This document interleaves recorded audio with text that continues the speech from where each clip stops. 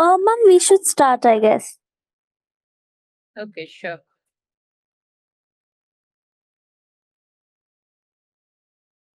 Good evening, everyone. Good evening, ma'am. Good evening. I'll first start with the remaining part of session 1. Okay, and I'll go really quickly. Please feel free to interrupt me. You can keep your videos or your audio on and you can ask questions anytime. If I'm missing any of your chats, please interrupt me anytime you want. Okay. So spillover from session 1, the things that we missed in session 1 from anatomy, physiology, and valvular heart disease perspective.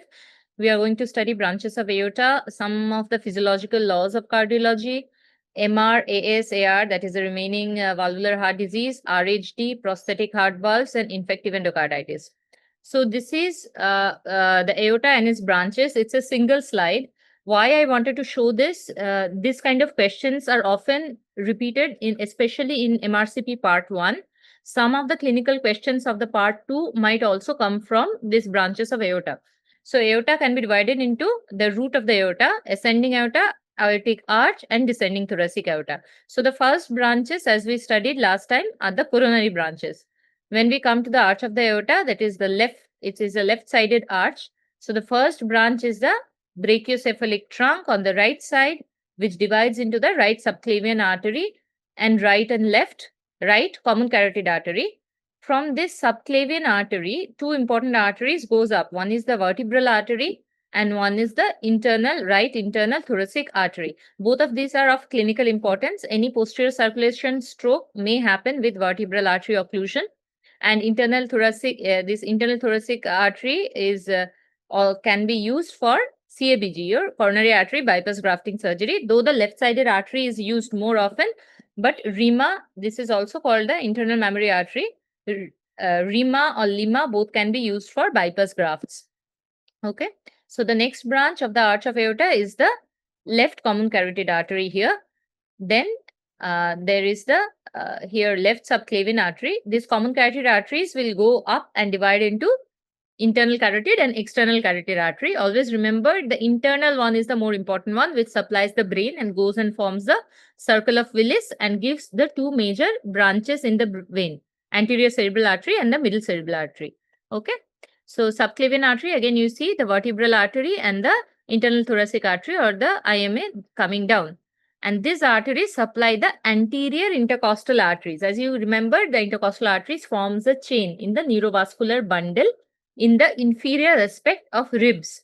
So this chain is formed anteriorly by the anterior intercostal arteries and posteriorly by the posterior intercostal arteries. The posterior intercostal arteries are branches of descending thoracic aorta. All these are very important for anastomosis in cases of any occlusion in any part of the aorta, which is commonly found in coarctation cases. Okay, this is the abdominal part.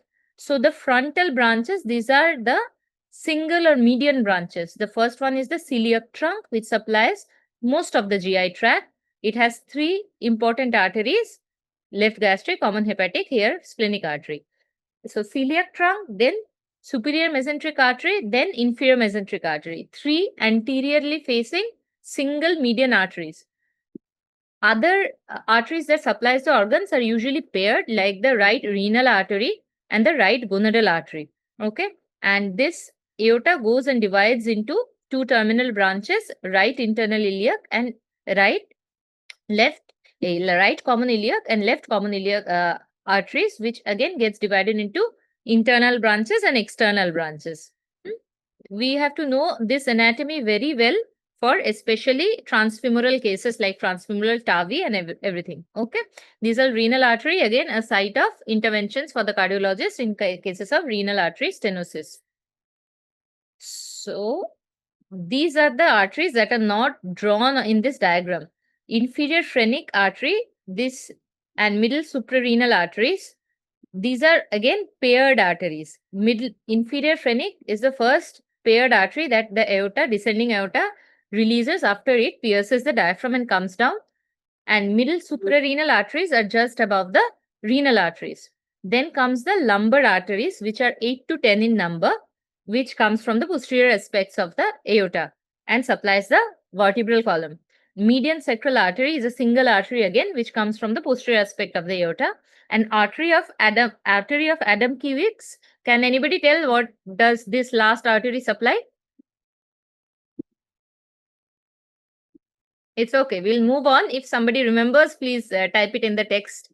So I'll come to the physical laws in cardiology. Afterload, we talk, this is the contractility and afterload relation. So we have to know, these are all from our first year MBBS contractility, how preload is related, how afterload is related. So what is afterload? Afterload is the pressure or the tension against which the heart muscle pumps. So it's mostly related to the arterial pressure or for aorta, it will be the systemic vascular resistance because it is pumping into the systemic circulation. For pulmonary arteries, it will be the pulmonary vascular resistance because it is pumping into the pulmonary circulation. So afterload for which one is higher? Obviously, for left ventricle, it is higher. So left ventricle is thicker, bigger, has more power generating capacity. Okay.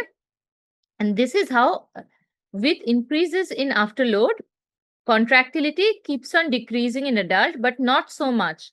It drops very sharply in newborn and it drops very sharply in RV, that is right ventricle, which has less thinner muscular walls.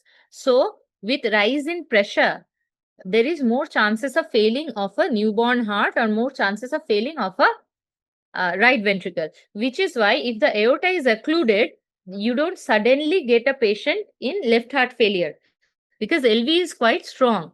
But if the pulmonary artery is completely occluded, like in pulmonary embolism, then you get sudden right ventricular failure, which is called acute cor pulmonale. Next topic is the arterial pressure wave curve. These pictures can come. So in MRCP part 2, there will be many images and nobody can say what kind of images will come. There can be schematic images, laws, there can be ECG, echo, X-ray, anything, cardiac CT, cardiac MRI. Most of the images I will deal with in the last session, but always remember these images of the physical laws. This is right atrium, left atrium. Though both of these have 3 positive, these are the atrial waves, which are similar to the JVP waves, right? Everybody knows why A wave, C wave, and B wave happens. A wave due to atrial contraction. C wave corresponds to onset of systole with bulging of the tricuspid valve into the right atrium. This is the RA wave pattern. In LA, it will be bulging of the mitral valve into the LA, right? And V waves is the filling wave. When the blood fills into the atrium, corresponding atrium, they will have the V wave. You can see that in right atrium, the A wave is more prominent, and in the left atrium, the V wave is more prominent. Why is it so? If anybody knows, write it in the chat box. Otherwise, I'll tell after 5 minutes or so. Bernoulli principle. Bernoulli principle is actually very easy. Imagine a pipe. If a fluid, Bernoulli actually gives this theory about any fluid. It can be liquid or gaseous form. But here in blood, we apply it for liquid forms only because we are dealing with blood. So increase in the speed of a fluid occurs simultaneously with a decrease in pressure or potential energy. So this is a fundamental concept in fluid dynamics. And this is a complicated equation. From that, we somehow derive this P equal to 4V square. Somehow why? I'll tell you. One of this V is the velocity due to the action of gravity.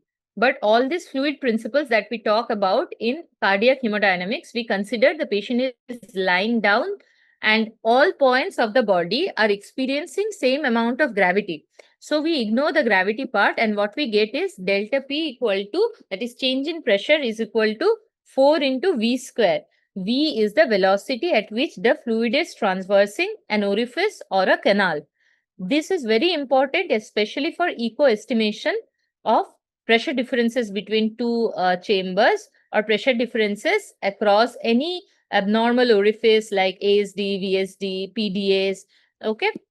Now coming to the next law, that is the Boyle's law. Boyle's law states that A1 into V, like volume of a gas increases, the pressure decreases. From that, we actually derive the continuity equation. Continuity equation is slightly different. It is the area into velocity is equal to area into velocity in the opposite side. If there is no loss in energy between two systems, the area into velocity product of two systems which are connected to each other through an orifice remains same. This is the principle with which we calculate the aortic valve area. Remember this, a continuity equation is used to calculate the aortic valve area in echo, because in echo we never can calculate it by plain planimetry. Which valve can we calculate the area by planimetry? That is the mitral valve. Okay. Next, this is compliance and elastance. Compliance is the ability of a hollow organ to stretch and expand. Elastance is the ability to return to its original shape. So RV compliance curve is considerably flatter than the LV. What does it mean? If you keep on pouring liquid into the RV, it will keep on stretching without much increase in pressure inside. Whereas in LV, you cannot continuously pour like fluid or blood. It will, at a point of time, it will stop stretching. So it's the compliance or the elastance of LV will always be lower than that of RV. So RV can accommodate a larger volume, right? So similar to this, we come to the Laplace's law. For a sphere which approximates the shape of the heart, ventricles during contraction, Laplace's law is represented by this formula. Okay. It describes the relationship between the tension or stress in the muscular wall of the heart and the pressure and size of the heart's chamber. So if the pressure builds, okay, so this you can see it is inversely the tension, the stress that builds is directly proportional to the pressure and the radius and inversely proportional to the wall thickness. So in heart failure, chamber dilatation occurs, any of the ventricles, RV and LV, due to pressure or volume overload. So there is compensatory hypertrophy. The wall, if the wall gets thicker, so it is in the denominator. So the heart is continuously trying to keep the tension low, but it keeps on hypertrophying. It cannot go beyond a limit. The cells will die, for give way to fibrosis, and there will be thinning of the wall. So slowly there will be coronary hyperperfusion. There will be more dilatation of the LV, and there will be decreased in contractility. Okay, so clinical implications are this in heart failure, how the chamber dilatation, initial chamber dilatation prevents heart failure or prevents excessive tension generation in the ventricular walls. Beta blocker and AC inhibitors, they prevent LV remodeling and helps in like prolonging this time. They help in reducing excess hypertrophy, excess fibrosis of the LV or RV walls. LVAD is left ventricular assist device which offloads the pressure. This P comes down, so the T comes down in spite of volume or pressure overload, and hence the failing heart has a support. It doesn't go into refractory failure. So can anybody answer? Frank-Starling law relates to what? A is afterload and blood pressure, B is afterload and contractility, C is preload and stroke volume, and D is preload and wall stress. Frank-Starling law is the most important law in cardiac physiology, which you have to remember. Anybody remember? Afterload and contractility? No. Anybody else?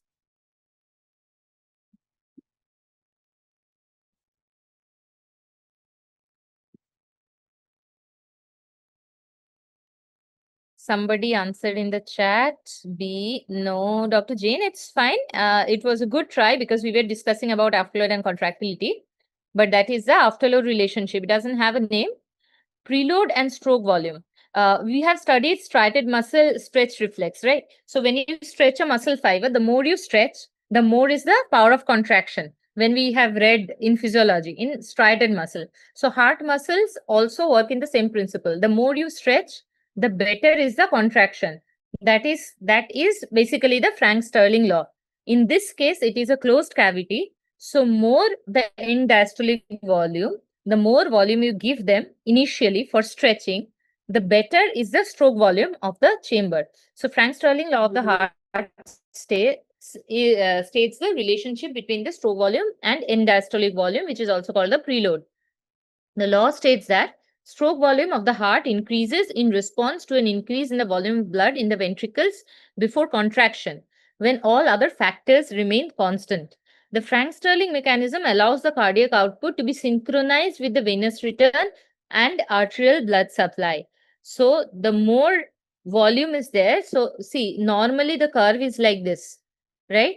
So for failing heart, it keeps on coming down. So however much you increase the preload, the contractility doesn't increase much. But for a normal heart, see, with slight increase in preload, the performance, the ventricular performance will keep on increasing. This is normal.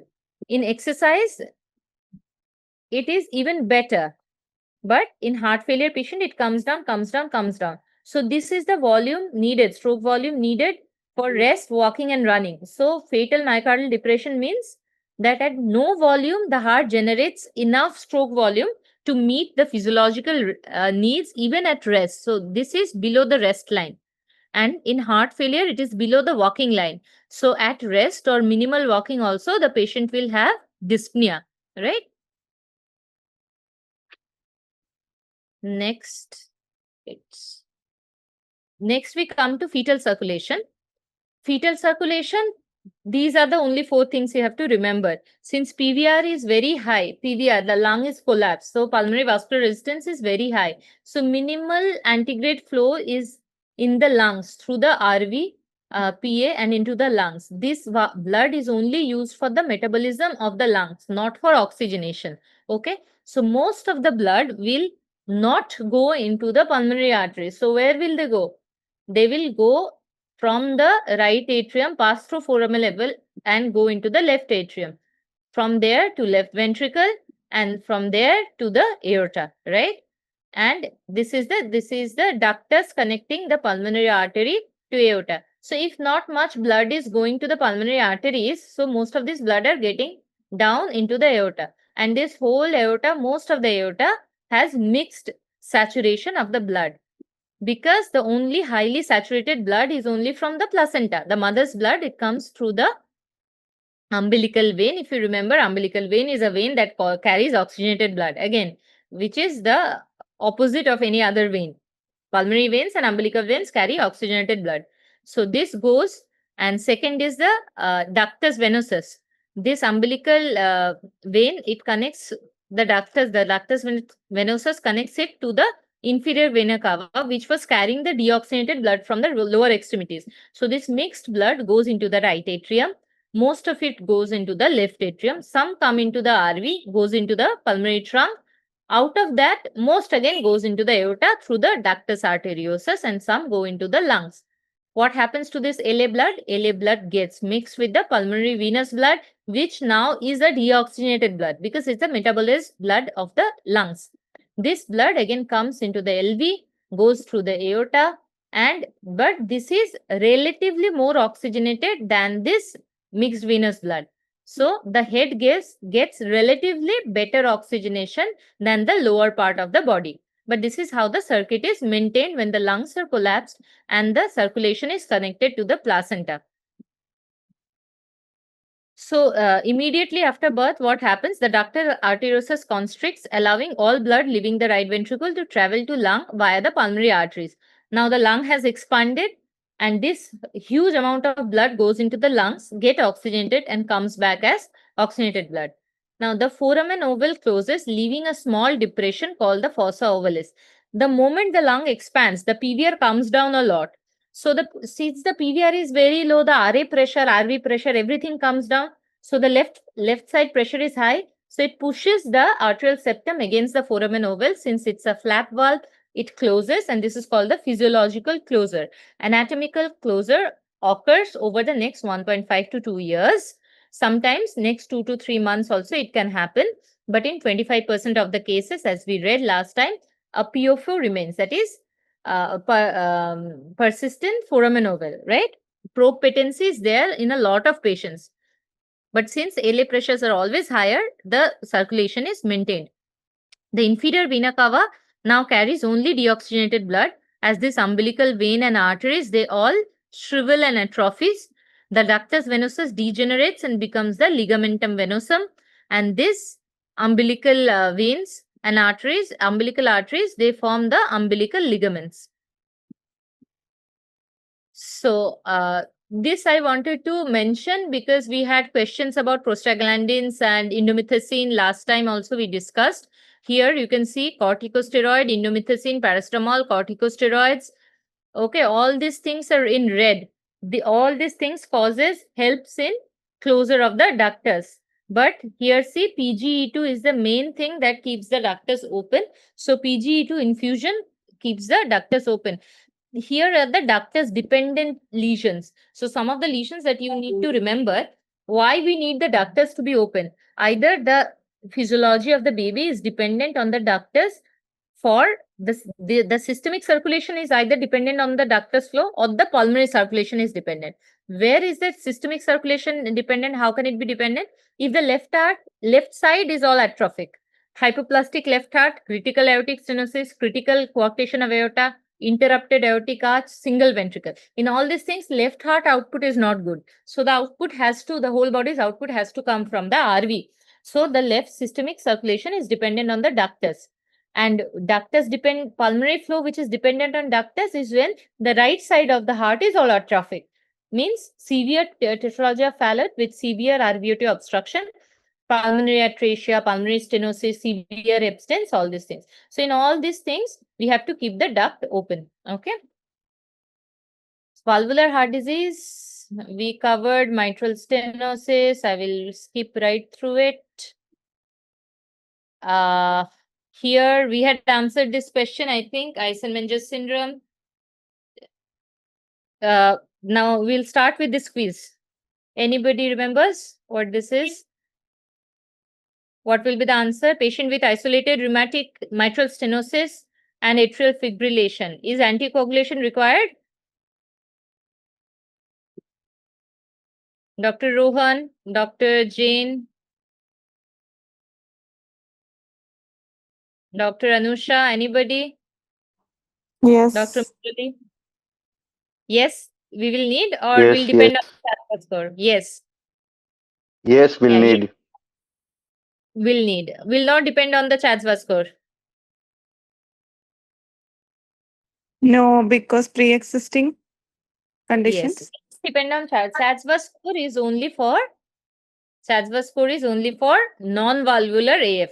Remember that. CHADS was only for non-valvular. Valvular AF means moderate to severe MS or mitral valve that has been replaced, prosthetic mitral valve. In all those cases, we will need anticoagulation. We don't need a CHADS score. There are other diseases in which we don't need CHADS score. That's a separate list. If you want to read, that's for further reading.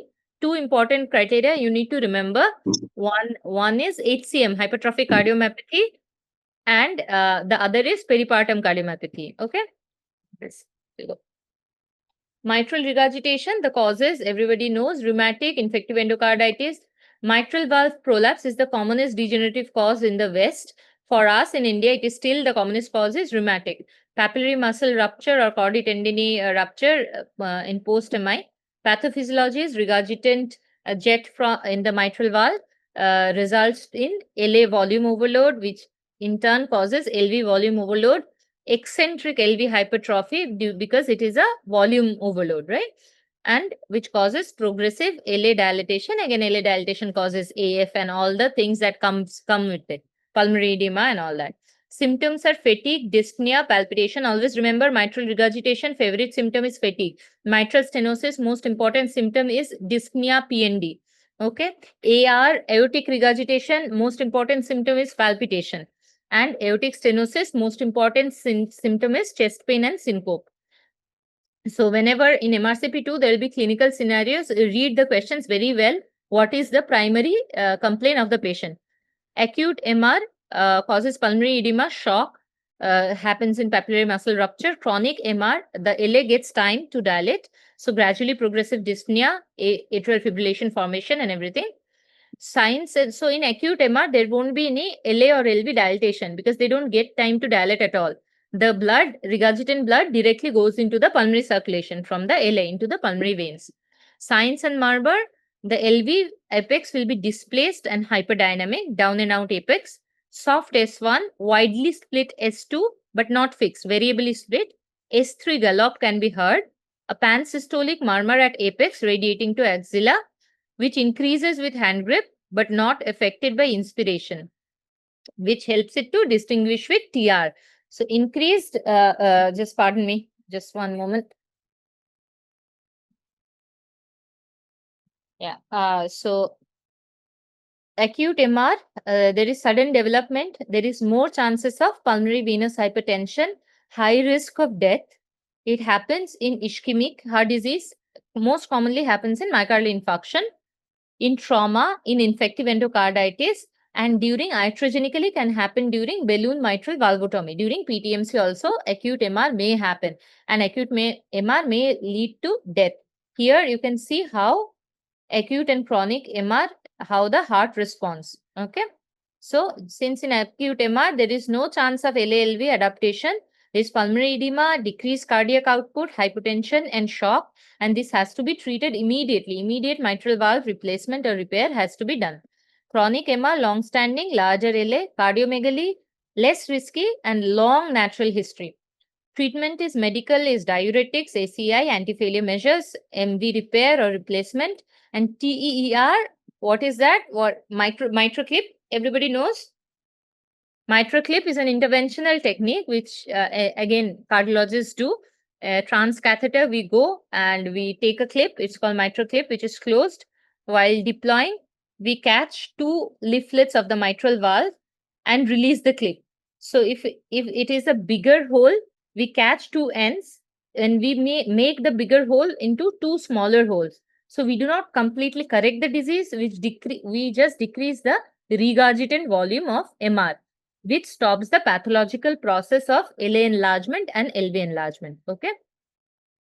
This is an AHA chart. Just remember all this, that drugs, transcatheter and surgery. And importantly, remember this one, these values. LVEF less than 60% is an indication for treating severe MR. Symptomatic severe MR is an indication for treatment. The rest of the things do not come in exams usually, but ejection fraction of 60% should be remembered. Investigation, you can see here we have an MR X-ray. This is LA dilatation. You can see double density sign. It is called. It is for MR, and this is the lateral X-ray.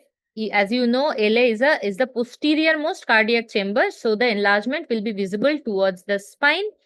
And this is called the walking man sign. Walking man sign, and there will be splaying of the bronchus as it happens in MS also, but there will be significant cardiomegaly which is absent in MS.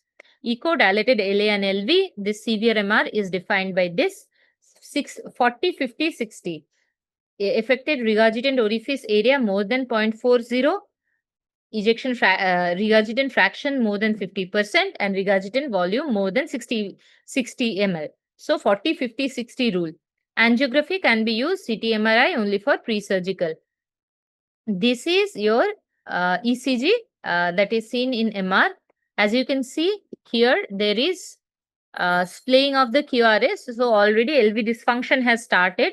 There is short TR, short R wave progression. Short R wave or abnormal R wave progression is if the R wave is less than 4 millimeter in V4. 4. So there is poor R wave progression. There is splaying of widening of the QRS, signifying there is LV dilatation, and sometimes there will be LVH also with LV strain pattern. This is mild central MR. This is severe central MR. Okay. Can anybody answer this? Young asymptomatic adult with systolic click and pansystolic murmur. What is it?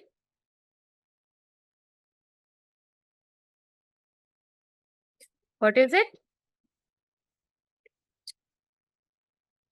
Mitral valve prolapse. Yes, it is mitral valve prolapse. Very nice. Who was this? Yeah. Okay. Very nice, doctor. Huh? See, most of you people are answering correctly. Dr. Jane as well. So it is not bicuspid aortic valve, right? Bicuspid aortic valve also we have a click, but it is an ejection click, and the murmur will be a ejection systolic murmur. Whenever they mention pansystolic murmur, there are only two common differentials. One is mitral regurgitation murmur and ventricular septal defect murmur. Coming to mitral valve prolapse, it is caused by myxomatous degeneration of the mitral valve, connective tissue disorders like Marfan syndrome or Ehlers-Danlos syndrome में हो सकता है, but mitral valve prolapse very commonly is isolated finding as well in Indian population. Can follow rheumatic disease or endocarditis as well. Pathophysiology is abnormal leaflet thickening and elongated chordae. So if the chordae is very elongated, there is the coaptation. The mitral valves remains like this. So the coaptation should happen like this, but if it is too long, this leaflet, any of the leaflet, anterior or posterior, it goes below the line of the coaptation, and this gap that is formed, there is regurgitation of the blood.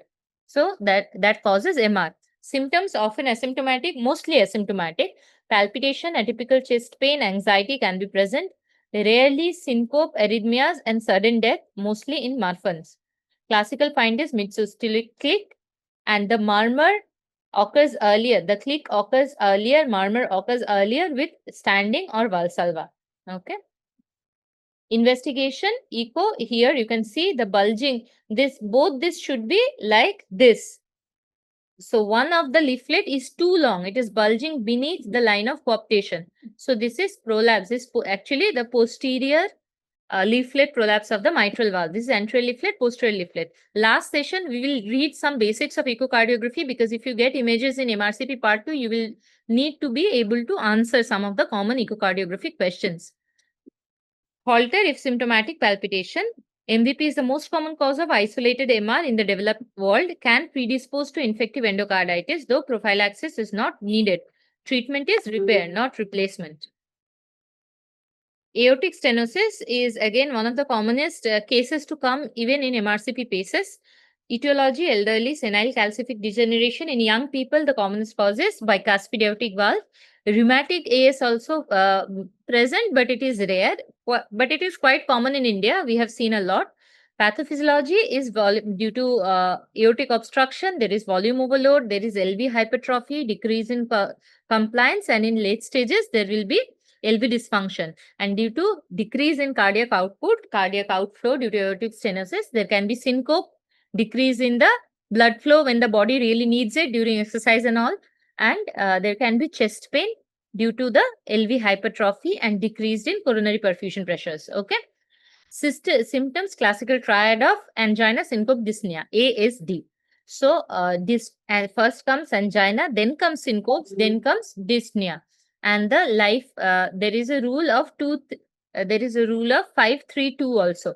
Okay. So 5 years of lifespan from onset of angina, 3 years from syncope, 2 years or 1 year from dyspnea. Dyspnea means heart failure.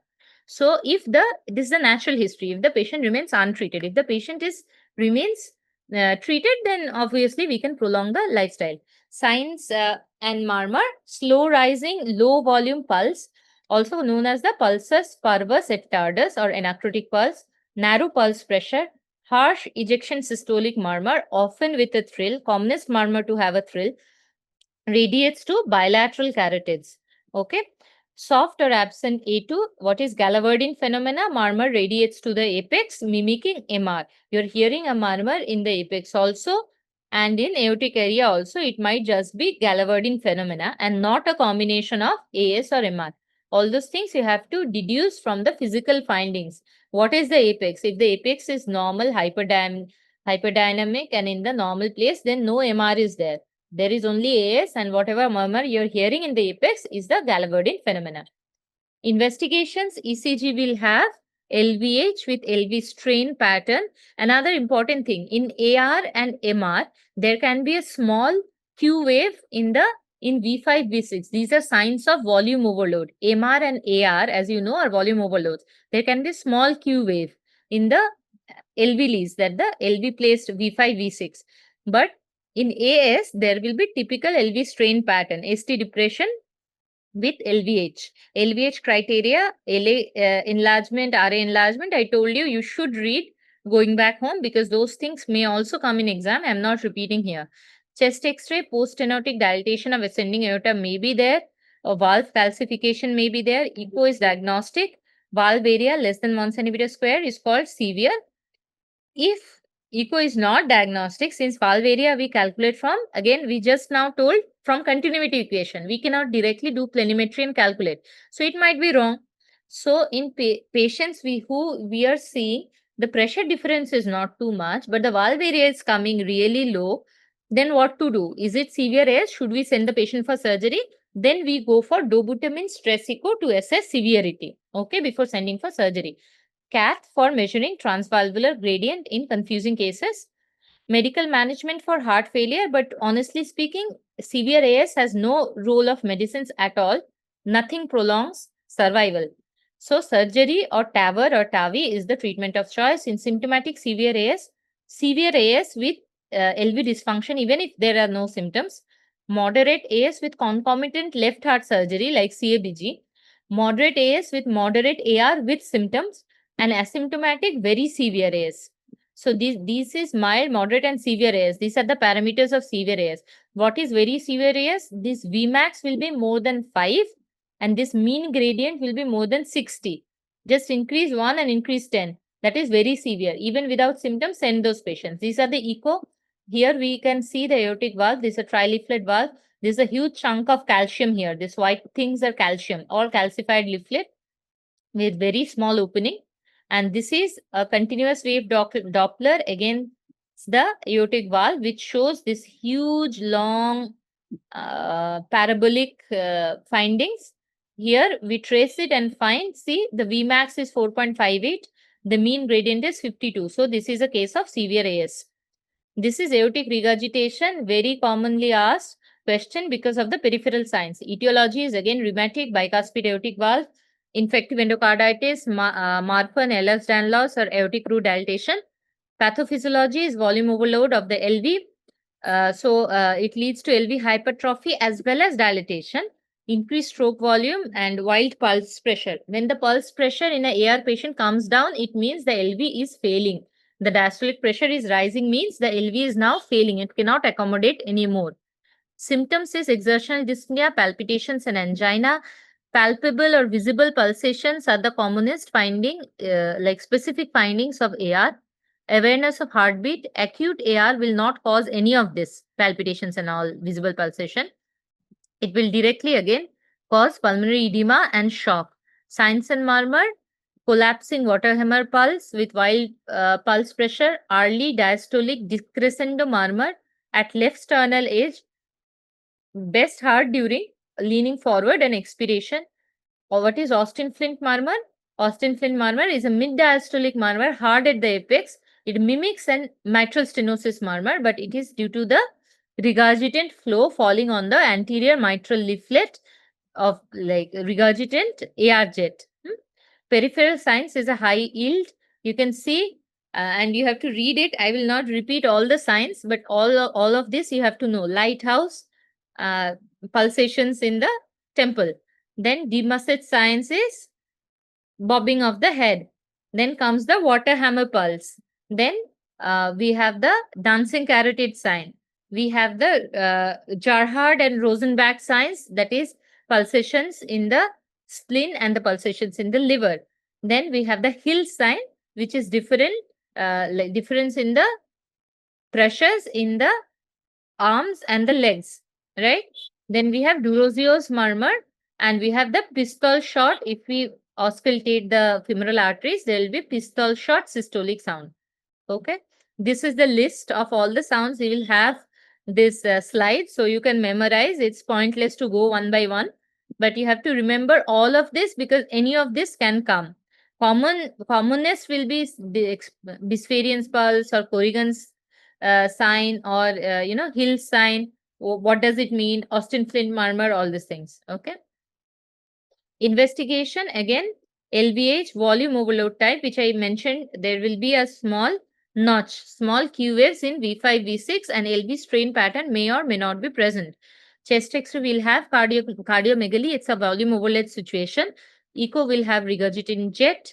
LV dimensions and root size has to be measured because we have to see whether we are only replacing the aortic valve or replacing the aortic root also. Because if the root is larger, if the AR is caused due to root dilatation, then Just replacing the valve will not solve any problem. Treatment is medical management for heart failure, surgery for symptomatic severe AR with LV dysfunction, moderate AR with concomitant left heart surgery, and AR with critical aortic root dilatation or VSD. All these things are more important for MRCP Part 2 aspirants. This is another aortic regurgitation X-ray which shows severe cardiomegaly and dilatation of the aortic root also here at the base. There is some ALA dilatation as well. So this is AR, this is the parasternal long axis view from aorta into the LV. This is the regurgitant jet, and this is the continuous wave Doppler across the aortic valve. This is the aortic stenosis. It goes down as we saw last time. Here there is no aortic stenosis, but this opposite side flow, this is the typical shape of a aortic regurgitation flow. Bicuspid aortic valve, we will quickly go through. Congenital anomaly prevalence is 1 to 2% in the population. Male preponderance with 3:1 associated with Turner syndrome. This is one of the commonest. This is one of the commonest congenital anomaly. Commonest inherited cardiac condition is hypertrophic cardiomyopathy. The incidence is 1:500. I'll come to that. Pathophysiology, only 2 cusp or sometimes 1 cusp can also be there, which is called unicuspid aortic valve. In bicuspid, we have 2 cusps, abnormal turbulence, early degeneration of the aortic root leads to early aortic stenosis. Most common outcome can also cause aortic regurgitation, strongly associated with ascending aortic dilatation, dissection, and coarctation. Symptom often asymptomatic until adulthood. If AS develops, and then AS symptoms, angina syncope dyspnea, ASD. If AR develops, then palpitation and dyspnea. Signs, again, it depends on whether AS or AR is predominant. Mostly AS signs will be there. This is the Sievers classification and this is the dichotomous classification. You have to remember this name Sievers, it might come. This is BAV type 0, which is the unicuspid valve. We'll go like bicuspid valve. This is BAV type 1. This is the commonest, BAV type 1, and where there is fusion of the right-left or right and non-coronary cusp or the non-coronary cusp and the left coronary cusp. Among this, the commonest is fusion of the right and left coronary cusp. This one is the commonest type. Right and left coronary cusp, bicuspid aortic valve, type 1 of the Sievers classification. This is the commonest one. Investigation, diagnostic, echo is diagnostic most of the time. If there is any doubt, cardiac CT gives us clues. Most common congenital valve anomaly, major risk is early calcific AS, usually symptomatic by 40 to 60 years. High risk of infective endocarditis and strong link with aortic coarctation and aortopathy. This is one example, bicuspid aortic valve, in which balloon aortic valvotomy can be done in adult patients to relieve symptoms if they appear early. Not always replacement is needed. Replacement is needed in advanced age, which can be AVR, that is surgical, or TAVR or TAVI, with or without root replacement. If root replacement is happening with aortic valve replacement, it is called a Bentall procedure. Okay, this value is important. Aortic root replacement is advised at more than 50 millimeter size, more than 45 millimeter if there is family history of dissection or rapid progression. Okay. Tricuspid regurgitation is not very important, but you should know what are the common causes and what are the things it causes. Tricuspid regurgitation, so it regurgitates back into the RA. So there will be elevated JVP with giant V waves, a pulsatile liver. This regurgitant flow is conducted through to the main systemic veins into the SVC and also into the IVC. So IVC connects to the liver. So there will be elevated JVP, giant V waves, pulsatile liver, right-sided heart failure features. Because of increased systemic venous pressure, everywhere the fluid will go and get accumulated, like ascites, edema. And the common 2 causes you need to remember is carcinoid syndrome and IV drug use. But these are actually not the commonest cause of tricuspid regurgitation. The commonest cause is left heart disease. In MS or ASD and all these things, there will be some amount of tricuspid regurgitation. That is the commonest cause. But these are the unique causes that you need to know, especially in MRCP2 aspirants. If there is history of drug abuse, right-sided endocarditis of the tricuspid valve, and in carcinoid syndrome also. ECG finding, there is RA enlargement. See, these are huge. These are called P pulmonale. P pulmonar, P waves more than 2.5 millimeter, especially seen in lead 2. Okay. So there is RA enlargement and atrial fibrillation again may develop due to RA enlargement. Any atrial enlargement may lead to atrial fibrillation. Echo, dilated RA and RV, systolic flow reversal, complications, severe right-sided heart failure, and hepatic congestion can cause cardiac cirrhosis. This is typical X-ray and ECG. Management is treat underlying cause like pulmonary hypertension, LV failure, and endocarditis.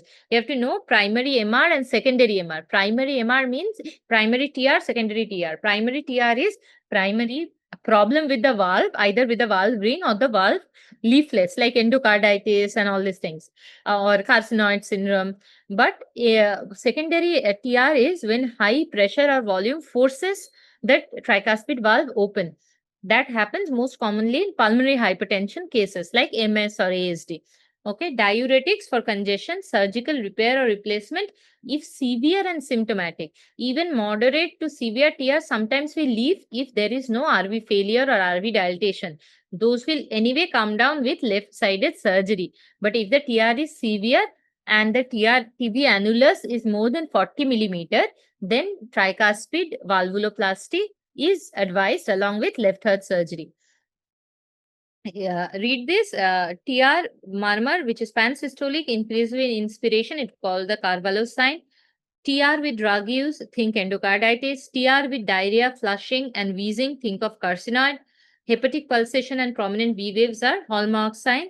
Secondary TR most commonly due to RV dilatation due to pulmonary hypertension.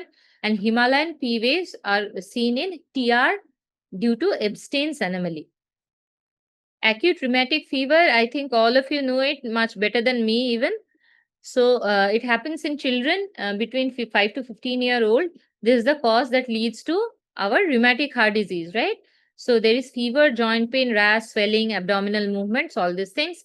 This is the revised Jones criteria. Always remember now that after 2015 revision, there is different criteria for low risk population and moderate to high risk population. In low risk population, these are the criteria, and in high risk, even less criteria if present also, we can call there is a rheumatic carditis, right? So one major criteria or two minor criteria is sufficient. Treatment of acute rheumatic fever, anti-inflammatory drugs, aspirin and corticosteroids. And we also acute rheumatic fever se pehle kya hota hai? What happens? What is the first insult? That is a streptococcal sore throat. During streptococcal sore throat, the treatment is penicillin, azithromycin, or erythromycin. When acute rheumatic fever has set in, it is an inflammatory condition. So we will give anti-inflammatories like aspirin or steroids. Remember that the aspirin dose is very, very high. In arthritis, this is 100 milligram per kg per day. In heart attack or in stents, PCI, we give 75 milligram per day, not per kg. So this per kg means it will come in grams. So it is quite high. Remember this dose. If only carditis is present without arthritis, then also aspirin dose is 75 milligram per kg per day for 4 to 6 weeks to prevent rebound phenomena.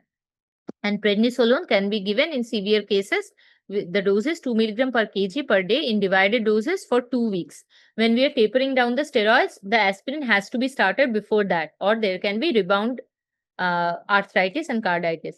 Important MCQ are one is Ashkoff body, which is typically found in pathology of the rheumatic nodules. Here we what is Ashkoff body? This is a nodular degenerative collection of multinucleate cells which are found in rheumatic heart or rheumatic tissue. Here cardiac myofibers, we can see macrophages.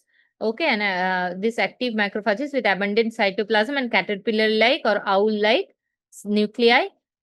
Anitzko cells are actually giant cells. These multinucleated fused cells, giant cells, these are called Anitzko cells, and these are the fibrinoid necrosis.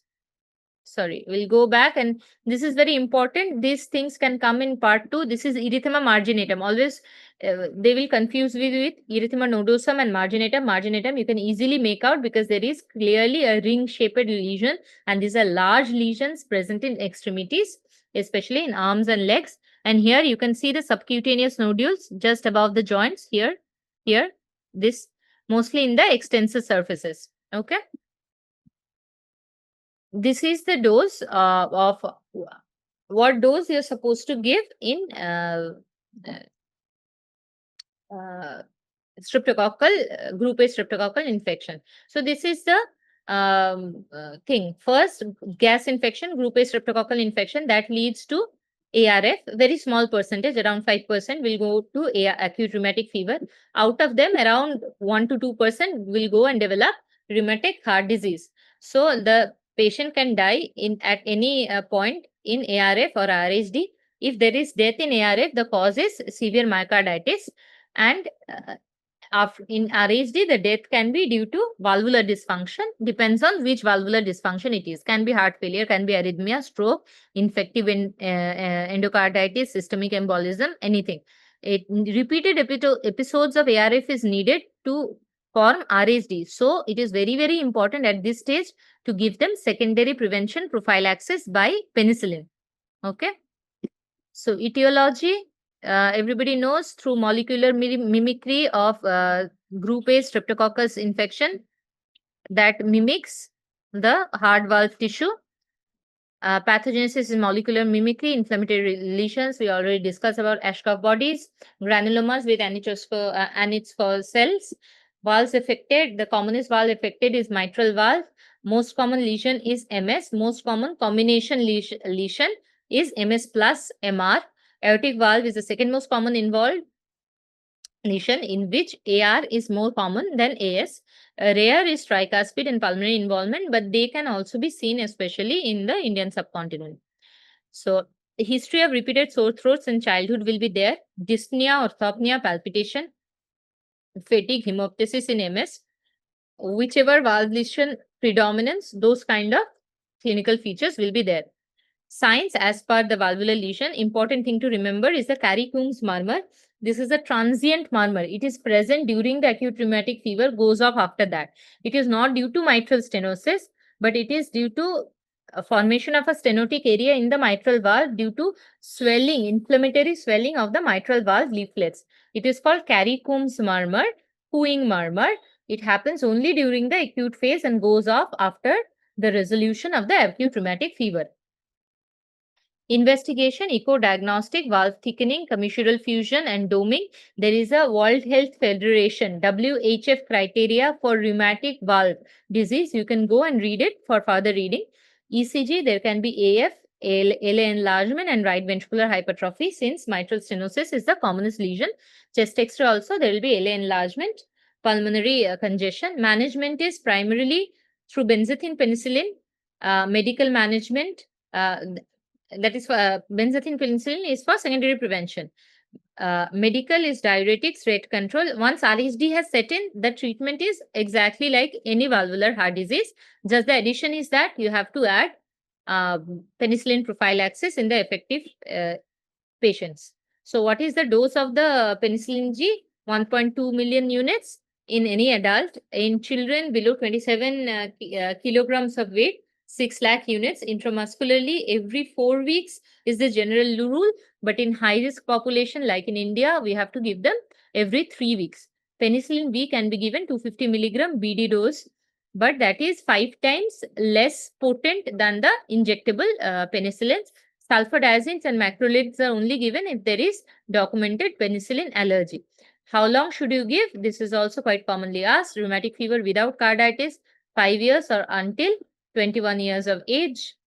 Rheumatic fever with carditis, 10 years or until 21 years of age. Rheumatic fever with carditis, 10 years or until 40 years of age. In some highly prevalent populations like India, we assess the patient and sometimes prolong the penicillin prophylaxis to lifelong. Coming to prosthetic valves, there are 2 kinds of prosthetic valves, mechanical and tissue valves. Clinical features will be audible clicks in mechanical valves or murmurs due to either prosthetic valve thrombosis or degenerative regurgitation. So regurgitant murmurs or stenotic murmurs may happen. Complication of prosthetic valves is where the questions are based on. One is device related, that is PPM is patient prosthesis mismatch. If there is a mismatch, there will be a stenotic area created in the valve and there will be a stenotic murmur, and all the features of the valvular stenosis will eventually develop. And there can be hemolysis due to the mechanical valves as well. Other complications are infection, pannus or thrombus formation, paravalvular leak, and bleeding. Biprosthetic valve will have SVD, that is valvular degeneration by calcification or cuspal tear, infection, pannus, dehiscence or paravalvular leak. Investigation that we do is TTE, blood markers to check for infective endocarditis, TEE to more better delineate lesion or find out vegetations on the valves, fluoroscopy to check the valve movements, and CT or FDG PET might be required in doubtful cases of endocarditis. Prosthetic heart valves, these are the types. Remember the pictures, though the pictures won't come, they may come in a fluoroscopic view. Mechanical examples are ball and cage, tilting disc, and bileaflet. Ball and cage valves are no longer used, but tilting disc and bileaflet valves are used.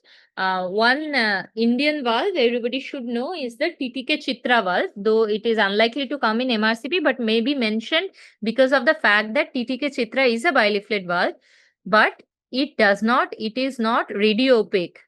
Okay, so it cannot be in fluoroscopy, you cannot see the valve movements. Porcine, bioprosthetic, it can be porcine, bovine, or stentless porcine.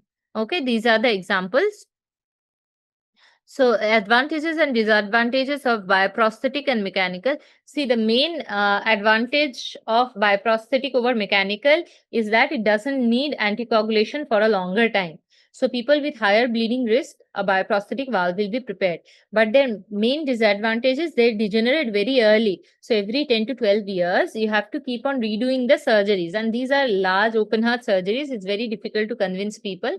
And they will eventually develop valve dysfunction. So, but mechanical valves, on the other hand, they last for years, 20, 30 years without any problem. But the issue is you have to be on constant anticoagulation with constant monitoring, and there will be chances of prosthetic valve thrombosis. Okay. So biprosthetic valve thrombosis, these are the prevalence diagnostic criteria. 3 echocardiography, that is 50% increase in transvalvular gradient, increase in cusp thickness of more than 2 millimeter, and abnormal cusp mobility, which can be seen in echo or fluoroscopy.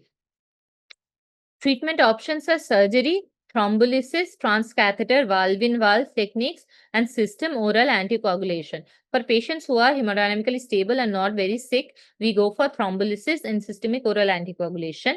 And for very sick patients, we have to inform the CTVS team and send the patient for surgery. Or in very high-end setups, we can do a transcatheter valve-in-valve, especially for aortic valves. But always remember, the valve with highest chances of thrombosis is the tricuspid valve, and hence we hardly ever replace tricuspid valve. We repair, and then mitral valve, and then aortic valve, then pulmonary valve, because it depends on the size of the valve and the velocity of the blood flow through it. Okay. So, what is this answer of this? 29 years old lady, history of drug use, presence with edema, fatigue, vague abdominal pain, fever, raised AVP, audible murmur. What is the most likely diagnosis?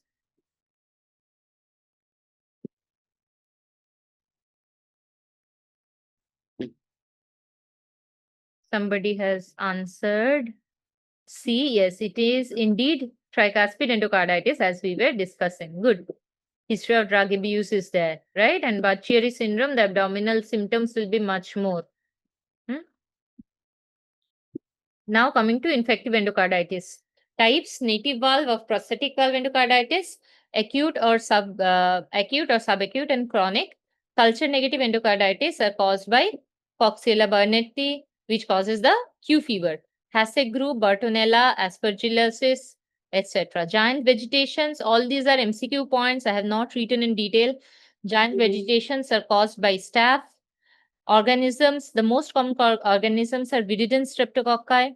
Then the Staph aureus endocarditis that happens from skin disease and from prosthetic valves in drug users. Most commonly, it's from Staph aureus. Then there are enterococci and Streptococcus gallolyticus.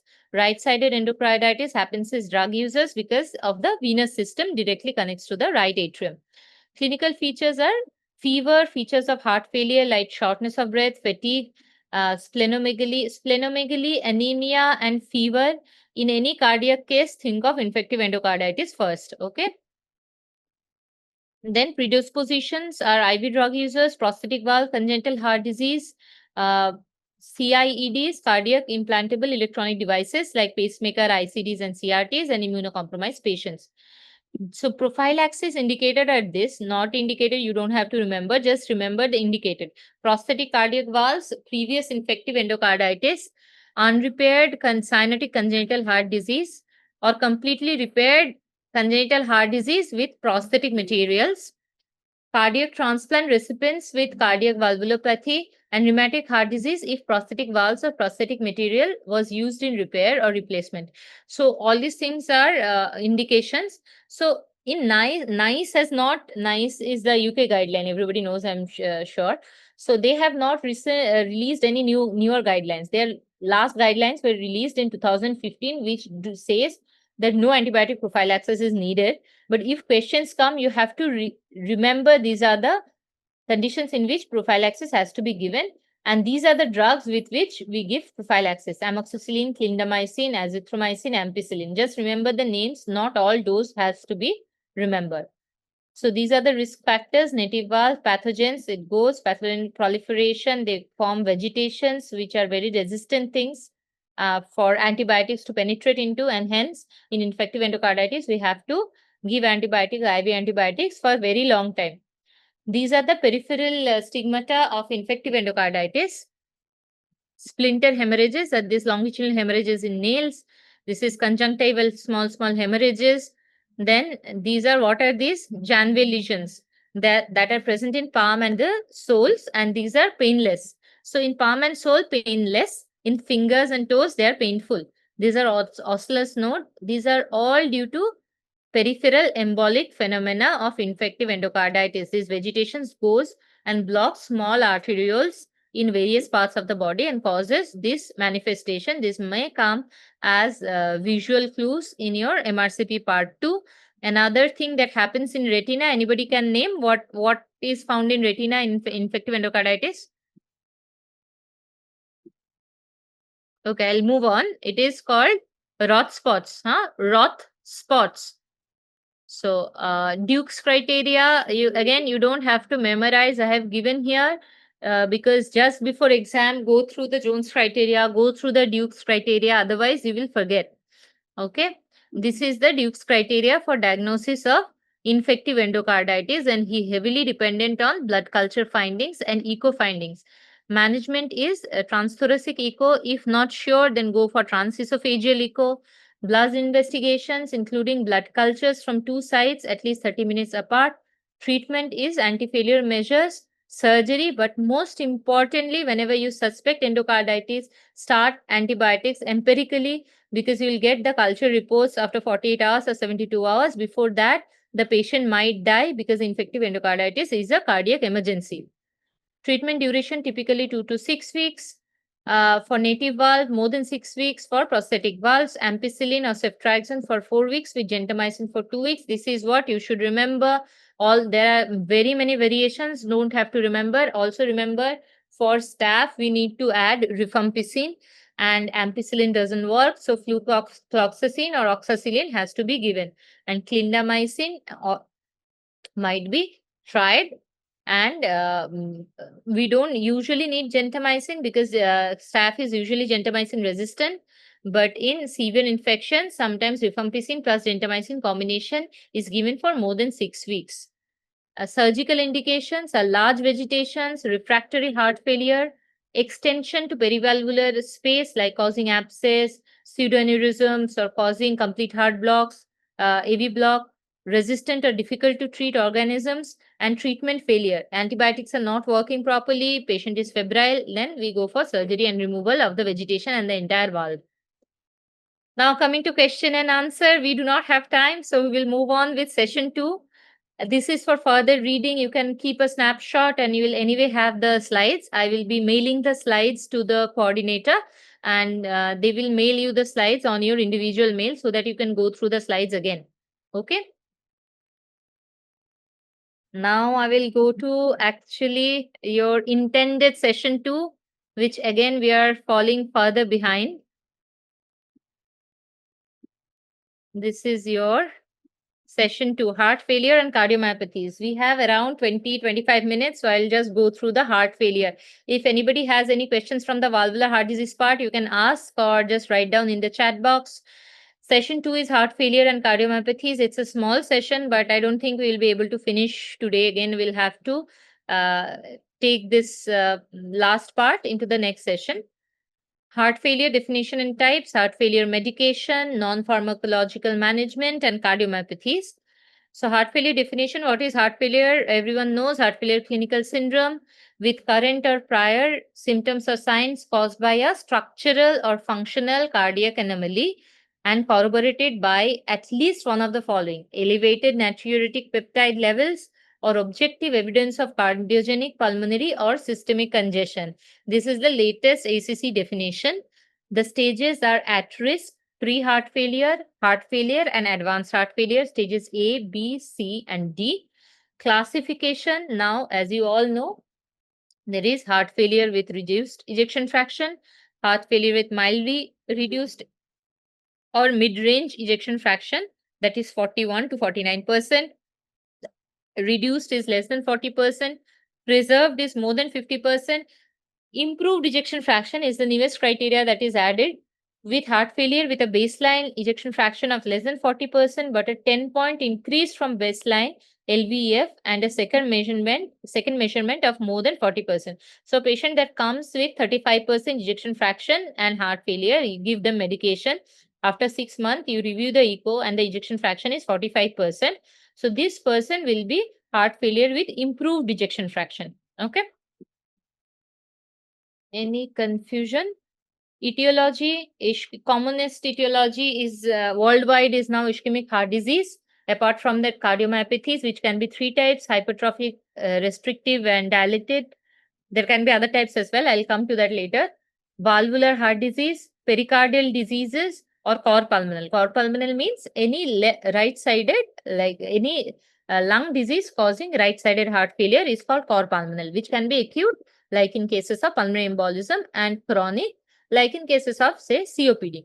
Okay, precipitating factors are ACS, arrhythmia, infection, non-adherence to drugs or diet, or fluid overload, and anemia. Anemia, infection, arrhythmia. Anemia, infection, arrhythmia are very, very common causes, especially in our country.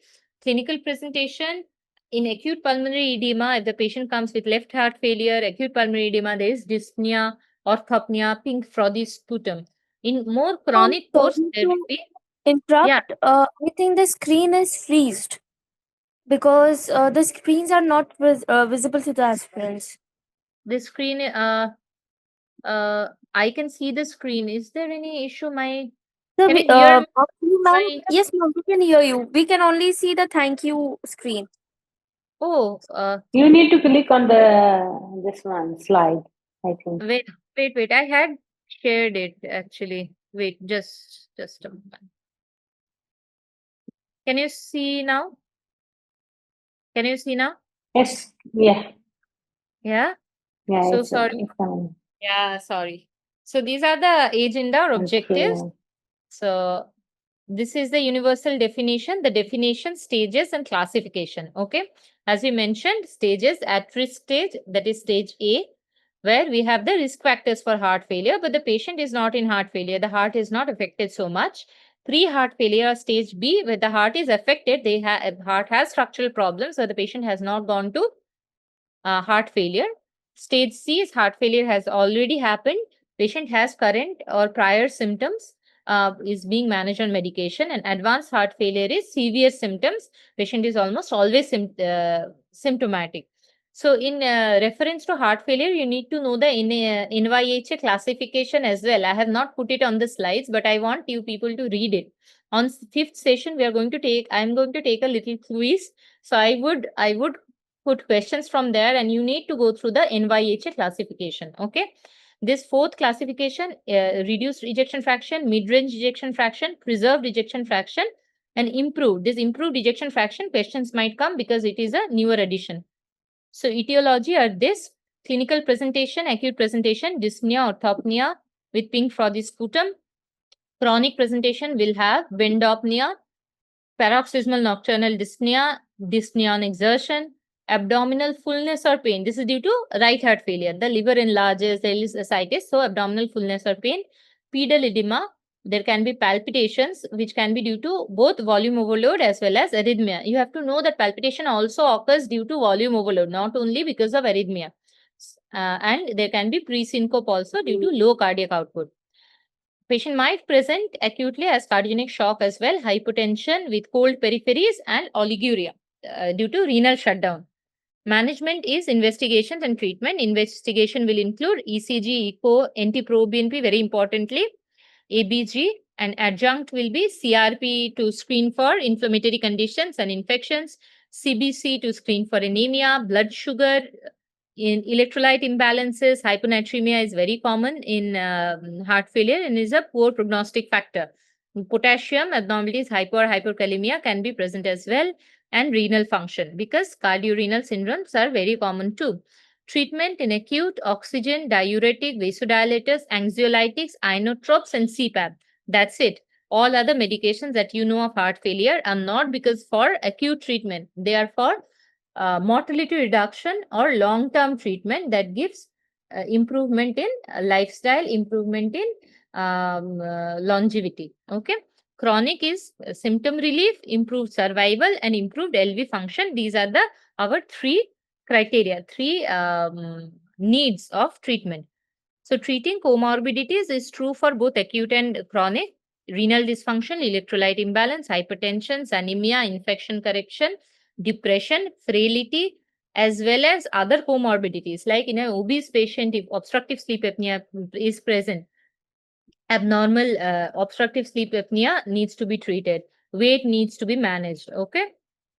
Acute heart failure, supportive therapy, as I mentioned already, opiates if the patient is distressed. Consider CPAP, that is continuous positive airway pressure, if pulmonary edema and continued hypoxemia is there.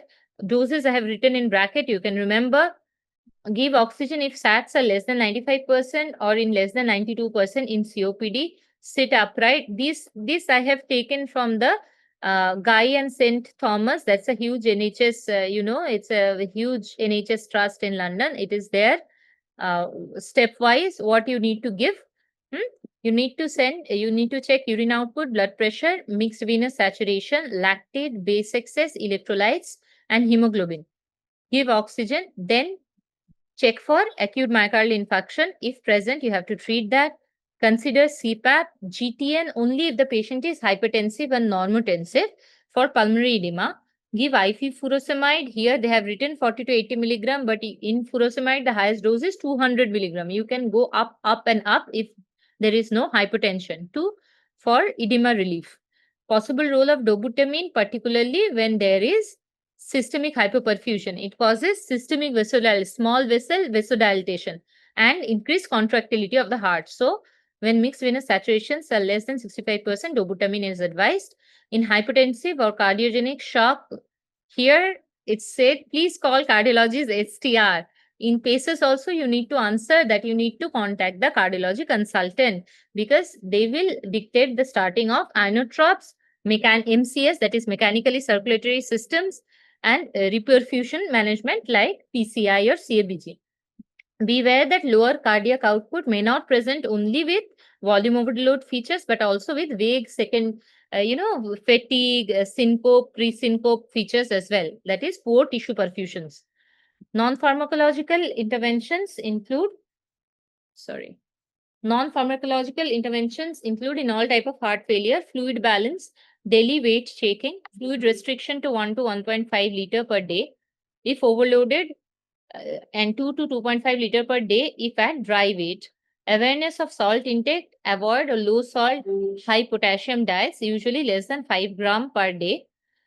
education about physical exercise or mobilization, immunization, similar to COPD, anybody who is more than 60 years of age, yearly flu vaccination, that is influenza vaccination, and 5-yearly pneumococcal vaccination is advised in chronic heart failure patients. Specialist input from heart failure team, that is family screening in cardiomyopathies, pregnancy counseling, and treatment of anxiety and depressions. This is the pathophysiology of heart failure. Might come in MRCP part 1, not so important for part 2. As you know, this is a very simplistic outlook.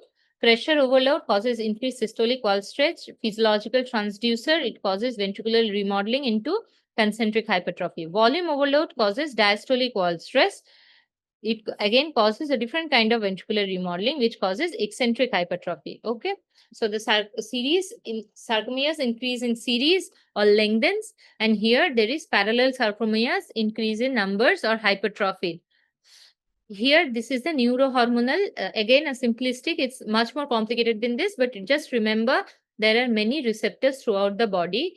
Some are baroreceptors from the heart. So, in any decrease in perfusion pressure or lower cardiac output, that will affect the vasomotor center in the brain, which will cause increased sympathetic nervous system activity, which in turn will cause increase in peripheral vascular resistance, increase in vasopressin secretion, and RAS, that is renin, angiotensin, aldosterone system activation, which will cause angiotensin 2 release again, which will cause vasoconstriction, and renin secretion will eventually cause aldosterone secretion, increase in sodium uptake, increase in volume uptake, which will try to increase the cardiac output by increasing the volume. But what does it have?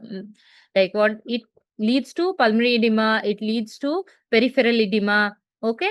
And this aldosterone that is released, that it goes and causes adverse cardiac remodeling like fibrosis. So there is even a vicious cycle that causes even further deterioration of the LV function. These are the receptors: arterial chemoreceptors, arterial baroreceptors, cardiopulmonary baroreceptors, and muscle metaboreceptors. If there is low perfusion, there will be more lactate. These receptors will be activated, which in turn will activate the medulla, and which will cause all these bad things. Decrease in parasympathetic supply, increasing sympathetic supply, activation of the RAS. Only one system opposes this. This is the natriuretic peptide system, which activates atrial natriuretic peptide and BNP, B-type natriuretic peptide. It causes vasodilatation and salt and water excretion. So newer heart failure drugs, and many drugs are based on this natriuretic peptide systems. Okay. Medications in heart failure with reduced ejection fraction. All of you know most of these drugs. What you need to remember are the doses and the indications and contraindications. AC inhibitors, ramipril is preferred. This is the UK system. There, ramipril is preferred. Where possible, should always be initiated and up-titrated to 10 milligram daily. Cutoffs for initiation: if creatinine is more than 200, don't start. Be cautious if between 150 to 200 micromole per liter. All UK, parameters. Potassium more than 5 millimole per liter, or systolic BP less than 90 millimeter of mercury. In these patients, you should not start in haste. Treat the patient for a few days, then start. Absolute contraindication is bilateral renal artery stenosis and history of angioedema. ARBs, a similar action to AC inhibitors. Candicertin is preferred. Use where ACAI is not tolerated due to intractable cough or angioedema. Target dose is 32 milligram daily. But instead of ACAI and ARB, we always are now preferring ARNI, right?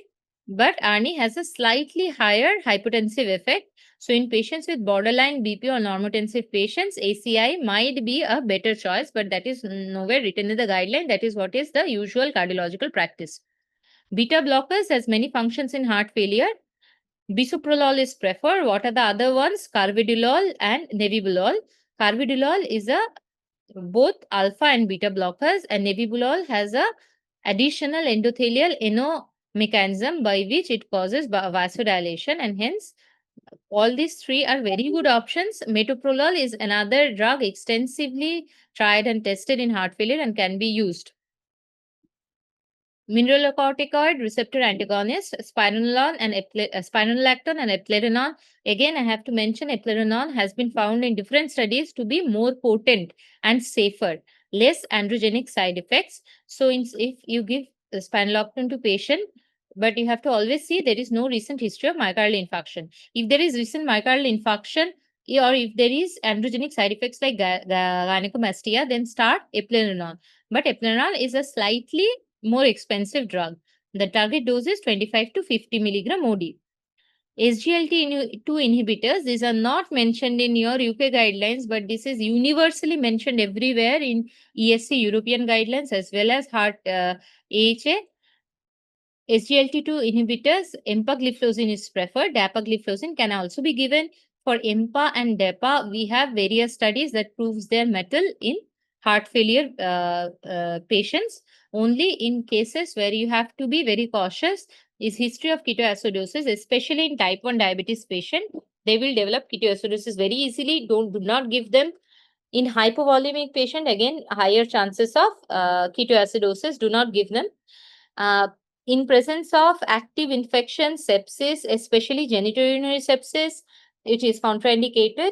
And if eGFR is less than 30 or the patient is on dialysis, once the patient improves, you can start, because these are the 4 pillars: ACI, ARB or ARNI, beta blocker, mineralocorticoid receptor antagonist, and SGLT2 inhibitors. So, coming to ARNI, that is sacubitril, valsartan, fixed dose combination. Always go through the mechanism of action because it's very nice.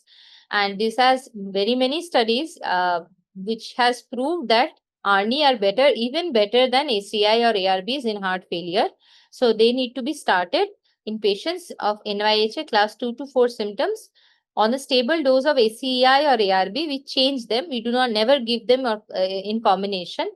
And left ventricular ejection fraction of 35% or less. Now, ivabradine and hydrolyzing nitrates are situation-specific medication. Ivabradine is given in only patients with EF less than 35%, resting heart rate more than 75 beats per minute, and in sinus rhythm. In these patients who are on maximum tolerated beta blocker dose, even then when they are having heart rate more than 75, then add ivabradine. Or in patients in whom beta blockers cannot be given, those patients also we can add ivabradine. Hydrolyzine and nitrates are also given in fixed dose combination. The commonest drug that is available is isolazine. So these are alternative to ACI or ARB in renal failure or hypokalemia patients. Can be given in addition to ACI or ARB in African or Caribbean patients in whom hydrolyzine is very effective. Okay, but also be very cautious in end-stage renal disease patients. Now, coming to interventions, the device therapies, ICDs, CRTs, and pacemakers. ICDs are indicated for secondary prophylaxis in patients of heart failure who have had pulseless VT or VF, or for primary prophylaxis in patients with LV ejection fraction of less than 35%.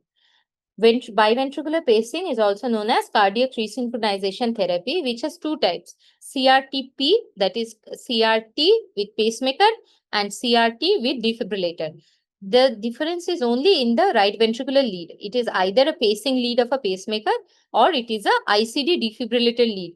So the CRT is indicated in patients who are symptomatic on maximum achievable medical therapy with ejection fraction of less than 35% on and LBPB on ACG with QRS more than 130 millisecond, or RBPB with QRS more than 150 millisecond, or chronically RV paced if ejection fraction less than 50%. What does it mean? Chronically RV paced means patients who had AV block already is on pacemaker. They are chronically RV paced. If they have a LV dysfunction with ejection fraction of less than 50%, then we have to upgrade the pacemaker to a CRT. And this right hand side, these are the other additional therapies once GDMT is optimized.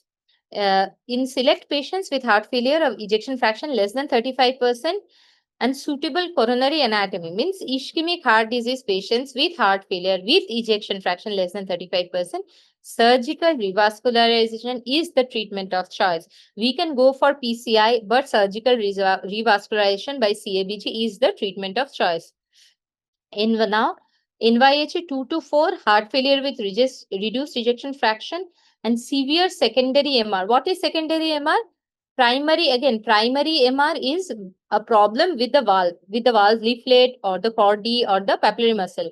Secondary MR is the LA or the LV is enlarging and the mitral ring is enlarging. So there is a regurgitant orifice formed and there is MR regurgitation. Usually these are central MRs. In this severe secondary MR actually is very bad because it will again cause LA dilatation and LV dilatation. So the patient already has DCM or ischemic heart disease, and this severe secondary MR is again causing further problems. In this patient, optimization of GDMT before an intervention for secondary MR. So what are the intervention? It can be mitral clip, which I just explained, or it can be a surgical repair or replacement of the mitral valve. NYHA 3, history of heart failure, hospitalization, wireless monitoring of PA pressure, very commonly done in West, not too much in Indian subcontinent. Anyway, it is a 2B indication. Next, I wanted to show you how it looks. The CRT, this is the pulse generator. It looks exactly like a pacemaker. In the left infraclavicular region, the pocket is made and kept. Sometimes if the left axis is bad, then we put it through the right axis and put it here in the right subclavicular region. There are 3 leads, one in the right atrium, one in the right ventricle. This lead can be a pacing lead or can be a ICD coil. This is an ICD coil. Normal leads are this thin leads. And there is this third lead which goes through the coronary sinus opening into the right atrium, goes into the coronary sinus, and the leads are placed in one of the branches of the coronary sinus. Can anybody tell any name of any of the branches of coronary sinus we just read the last day? People are already tired. Anybody? Any of the branches of coronary sinus? Okay, it's okay. We'll move on. The great cardiac vein. Anybody remembers? Lateral left marginal vein. No one remembers. Okay. So here you can see this is the right atrial lead. This is the right ventricular ICD coil. And this is the LV lead going into the coronary sinus. This is the pulse generator. This kind of picture may come in MRCP part 2. Medications for symptom management, loop diuretics, thiazide diuretics, both are for reducing edema. The latest addition is acetazolamide for rapid resolution of volume overload in hospitalized patient. We do not give it for long-term stable patients, just for hospitalized ones. Digoxin only used in rate control in atrial fibrillation. Symptomatic relief in sinus rhythm. It is written possible in UK guidelines, practically never used. IV iron is very important to treat iron deficiency even in the absence of anemia. Even if hemoglobin is normal and RBC count is normal, you need to do iron studies and see the transferrin saturation, okay, and the ferritin levels to determine if there is a iron deficiency. If it is there, then we need to give IV iron. Heart failure of preserved ejection fraction, the only approved drug that improves survival is the SGLT2 inhibitors. So apart from medications, we have to aggressively manage fluid, hypertension, atrial arrhythmia, comorbidities like COPD and renal dysfunction, and possible coronary artery disease. We need to talk a little about MCS and transplant. Just give me 2-3 minutes. A proportion of patients in heart failure will progress to advanced heart failure. These are people who are on long-term inotropes and continuously NYHA class 3B or 4 in spite of maximum tolerated medical therapy, has evidence of end organ dysfunction, EF less than 35%, has multiple defibrillator shocks, hospitalization more than once in 12 months, all these things. Okay. So if all these things are there, then we have to think of mechanical circulatory support, that is left ventricular assist device, which can be a final therapy or can be a bridge to cardiac transplantation. You have to also read about the LVAD and Impella. You have to read about the Impella and IABP, which are not used typically in heart failure patients, but for cardiac intervention, but patient may come from them. Medicines are contraindicated in heart failure are NSAID, non-dihydropyridine CCBs, steroids, type 1 antiarrhythmics, TCA, tricyclic antidepressants, minoxidil and moxonidil. There are very many other drugs, but these are important because these have come in the exams. LVAD, this is a mechanical pump that helps LV pump blood into the aorta. It looks something like this. This gentleman is wearing. These two are external batteries. This is the control unit. Okay, and there one pipe catheter goes through it inside. So this is the LVAD device, cable connecting to the control unit. This is the cable. And this is the pump. So it drains blood from the left ventricle, pumps it back into the aorta. So it is taking off some pressure and some function of the left ventricle.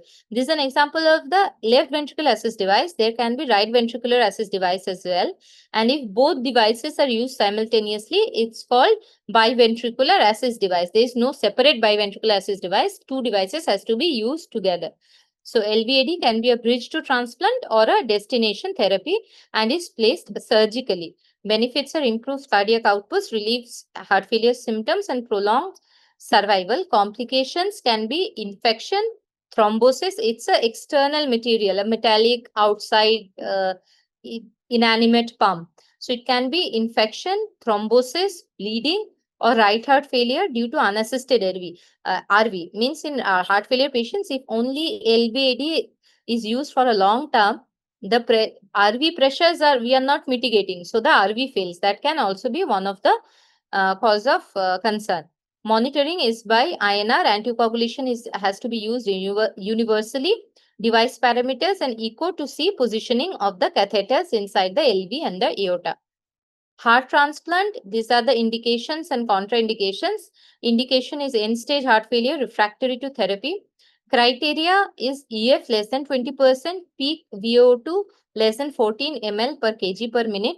Frequent hospitalization or dependence on inotropes, that is advanced heart failure.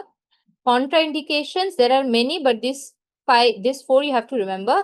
Active malignancy or active infection. Active infection is a relative contraindication. Active malignancy that cannot be treated is a absolute contraindication. Severe pulmonary hypertension, significant comorbidity, be it renal, liver failure, or frailty, a survival less than 1 year. Survival after heart transplant is between 10 to 15 years. Early complications are primary graft failure and acute graft rejection or infection.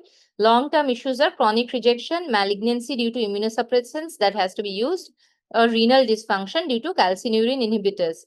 Immunosuppression is calcineurin inhibitors, antimetabolites, and steroids. Read what are the medications that are used. One is cyclosporine. It is very common because in PACES, you may find a patient who is on after heart transplant on cyclosporine, and one of the commonest side effects of cyclosporine is tremor. So this patient presents with heart transplant and has fine tremors in the hands. So the patient is on cyclosporine, you should remember. These are the indication and contraindication. I have written it in detail. You can go through it while revising the slides. And I'll continue with cardiomyopathies in the next session. If there are any questions, I'm open to answering your questions for the next 5 to 10 minutes if there are any. I am not in a hurry. If anyone has any questions, please feel free to ask.